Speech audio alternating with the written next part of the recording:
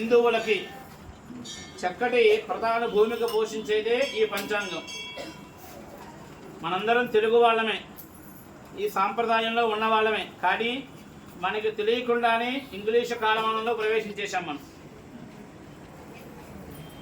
నీ పెళ్ళి ఎప్పుడయ్యా అన్నాం అనుకోండి, ఫిబ్రవరి 6వ తారీఖు అండి అంటారు.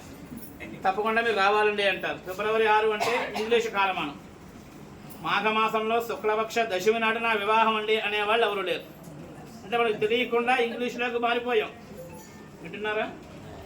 మీ జన్మదినం ఎప్పుడండి అన్నాం అనుకోండి, నేను చైత్రశుద్ధ ఏకాదశి నాడు పుట్టిన అనేవాళ్ళు లేరు. ఏప్రిల్ 6వ తారీఖు పుట్టిన అనేవాళ్ళే ఉన్నారు.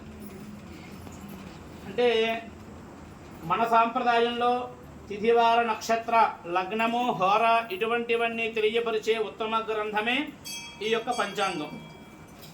ఇవాళ ఏ కాలంలో సూర్యోదయం అవుతోంది, ఏ కాలంలో సూర్యాస్తమయం జరుగుతోంది, ఏ కాలంలో గ్రహణం వస్తోంది, ఇవన్నీ కూడా ఇతర మతాల్లో లేవు. ఉన్నాయండి? వాళ్ళు పాటించరు, వాళ్ళకి చెప్పేటటువంటి స్థితి ఆ యొక్క గ్రంథాల్లో లేదు.